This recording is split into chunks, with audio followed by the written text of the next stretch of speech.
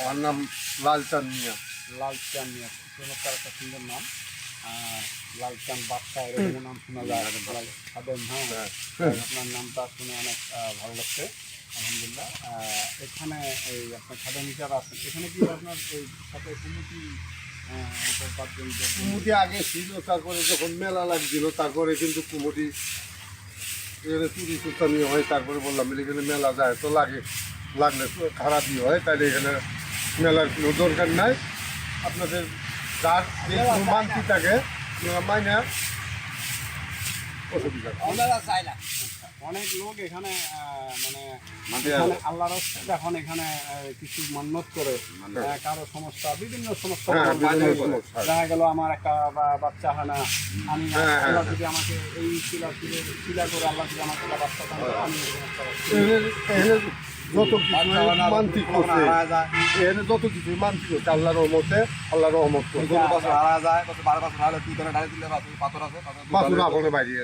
এটা হলো আসলে তাদের যে পবিত্র আত্মা, পাক আত্মা, এটা হলো তাদের কাজের একটা বাস্তব। মানে আমরা এখন পর্যন্ত ইনি দুনিয়া থেকে বিদায় নিছে এরকম কত বছর হইতে পারে? 500 বছর। 500 বছর। তাহলে দেখেন 500 বছর আগে উনি আল্লাহর কাছে এমন কি মানে মজা দান করছে, তারা কত কান্না কাঁদছে এবং কতভাবে তারা পরিশ্রম করছে, ওরে আজকে 500 বছর পরেও আমরা মানব এনার এই পবিত্র আত্মার যে মৃত্যু নাই, পাক আত্মার মরণ নাই, এই কথাটা আমরা মানি তো, স্বীকার করি। তাহলে এটার জন্য বাস্তব একটা লজিক হিসাবে আপনি ধরতে পারেন, তো আমরা ধরতে পারি তো। হ্যাঁ, দেখেন আজকে আমরা তরিকার মানে অপর, আমি কমপ্লিট না, তরিকার অপর হলো একজন আরেকজনকে যদি তোরাইয়া নিতে পারেন। তোরাইয়া মানে ব্যাপার হলো ইনি একটা বিপদগ্রস্তে পড়ে গেছে, আমরা 5টা ভাই আছি না, 5 জন ব্যক্তি আছি না তরিকার ভাই, তাহলে ইনার বিপদের সময় যদি আমরা 4 জন চুপ করে থাকি, অপারক হয়ে থাকি, তাহলে আমরা কি ওই ভাইটাকে পাবো? আস্তে আস্তে ভাইটা হারাই যাবে না? এরকম আমাদের ভিতরে সামাজিকতার ঘাটতির জন্য আমাদের এই যে সঠিক ব্যক্তিগুলা ধারাবাহিক আমাদের ভাই কিন্তু হারাই যাচ্ছে। এখন বলেন এই ভাইগুলা হারাই যাওয়াটাই ভালো, না আমরা আসলে এইটাকে মিলিত করে মানে সামনে একটু আগাবো, একত্র থাকবো, সামাজিকতা মানবতা নিয়ে, এরকমটা ভালো? যে যদি ভালো হয়, আমরা আসছি আসলে 10 ঘর লিমিটেড কোম্পানির পক্ষ থেকে, আমরা এটা সর্বাবস্থায়, আমাদের কোম্পানির একটা স্লোগান আছে, আসুন সবাই মিলে নিয়ত করি সুদমুক্ত সমাজ গড়ি। আসলে দেখেন আমরা কিভাবে সুদমুক্ত সমাজ গড়ি, কাকে বলছে? আসুন সবাই মিলে নিয়ত করি সুদমুক্ত সমাজ গড়ি। এখন বাস্তবে আমি নিজেও সুদের ভিতরে কি ডুবে আছি, এতে এরকম বিভিন্ন। তাহলে দেখেন আমরা কেনই বা আমরা কোম্পানিকে আমরা আলোচনায় প্রশ্ন করছিলাম, সুদ ছাড়া তো আমরা বর্তমান মানুষে দেখতেছি না, বেশিরভাগে পড়ে গেছি, তাহলে এখন আমরা কিভাবে এটা থেকে, তখন ওনারা একটা পরামর্শ এবং কৌশল দিবে, সেইভাবে আমরা যদি ইনশাল্লাহ কাজ করি হয়তো সম্ভব আমরা সামাজিকভাবে এই সুদমুক্ত সমাজ এবং সুশীল সমাজ তৈরি করার মতো আমাদের একটা পরিবেশ হতো আল্লাহ চাইলে চলে আসবে। হ্যাঁ, অবশ্যই। তাহলে কিন্তু আপনারা যদি উদ্যোগ নেন তাহলে আসবে, যদি না চান তাহলে কি আসবে? এখন আপনারা বলেন, আপনারা কি এটা চান? যদি চান তাহলে আপনাদেরকে প্রথমত দেখেন, ইনি 500 বছর বললেন, আমি আরেকটু পিছনে চলে যাই। যেমন দেখেন আমি একজন মুসলিম, আমার নাম শেখ সেলিম, আমার বাসা দৌলতপুর, তো অনেকে চিনেন, অনেকে চিনেন না। ঘটনা হলো উনি একটা সংগঠন, আমাদের আল্লাহর নবী, আমাদের রাসূল মুহাম্মদ নবী সাল্লাল্লাহু আলাইহি সাল্লাম, উনি একটা সংগঠন করছিলেন, সেটার নাম হলো হিলফুল ফুজুল। যারা আলেম উলামা থেকে জানে নেবেন, যারা জানেন তো জানেন, নেবেন, তাহলে এখানে তার মানে সংগঠিত হয়ে আসলে আমরা সমাজের জন্য কিছু করতে পারবো। এলোমেলো দেখেন, আমরা 2টা কাজ আজকের থেকে আমরা যে কোনো একটা সিদ্ধান্ত তো নিতে পারবো।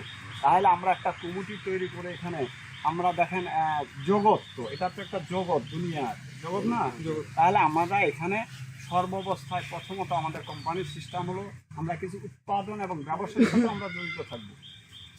এখন ব্যবসার সাথে জড়িত থাকে আমরা মাজারের, এখন এই যে এখানে দেখেন আজকে আসলে আমার বলতে অনেক আনন্দ লাগতেছে এবং হাসি লাগতেছে এবং ভালো লাগতেছে। সেটা হলো কিরকম দেখেন, আজকে আমাদের এখানে মসজিদ, যারা মুসলিম ধর্মের মানুষ আছেন এখানে মসজিদ আছে অবশ্যই আছে। দেখেন এই যে এই কমিটিটা আপনাদের ঈদগাহ মাঠ আছে, তাহলে একটা সমাজ কিন্তু মোটামুটি আছে।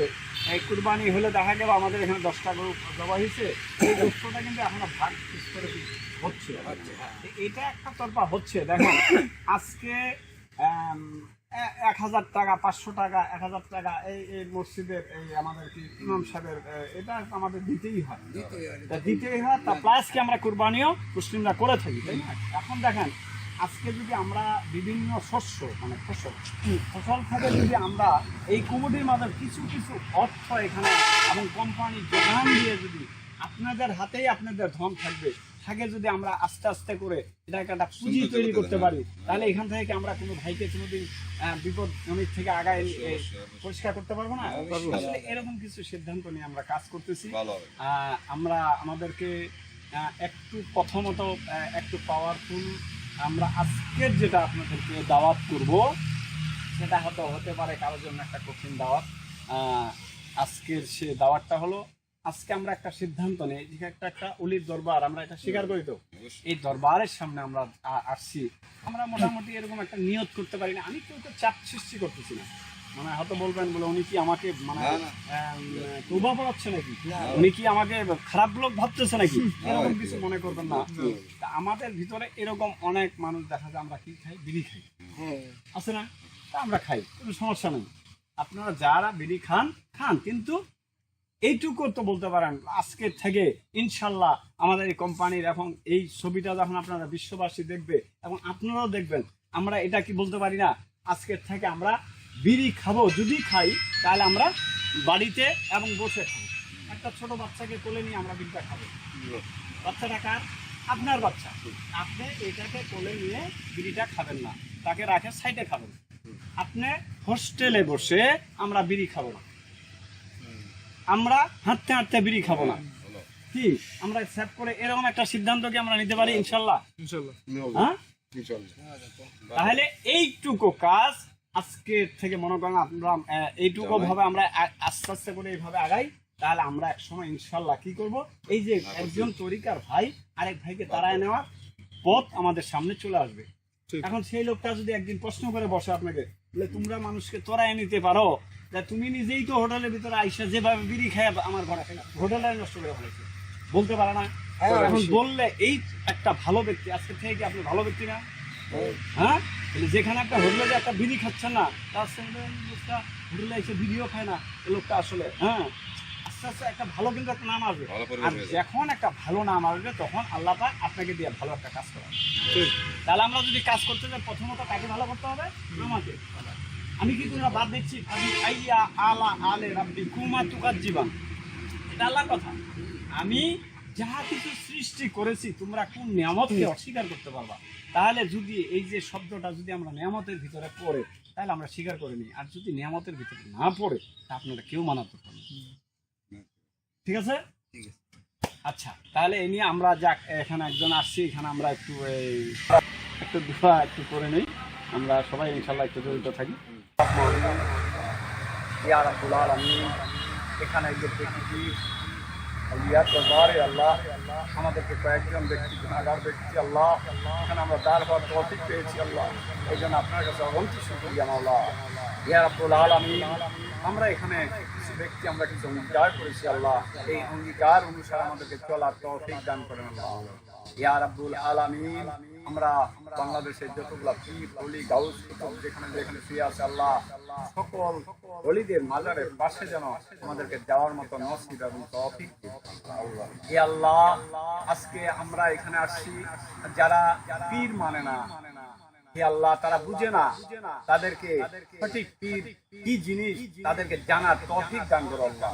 হে আল্লাহ, আমি ছোট্ট থেকে শুনেছি আমার বাবা একজন আমার পীর, আমার মা আমার একজন পীর, আমি যে তাদের কাছে পড়তে গেছিলাম উনি আমার পীর, এবং আমরা যারা সঠিক পবিত্র আত্মার মানুষ, অনেক পরে বুজুর্গ আল্লাহ সঠিকভাবে পথ দেখায় দিতে পারে, তারা এই চারজন পীর মানবকে অস্বীকার করে তারা মানবের ভিতরে পড়বে কিনা আমার জানা নাই। যদি কারো এরকম কানের ফুলতুলবি থাকে আল্লাহ তাদেরকে সঠিক পথে আসার এবং চলার তৌফিক দান করেন।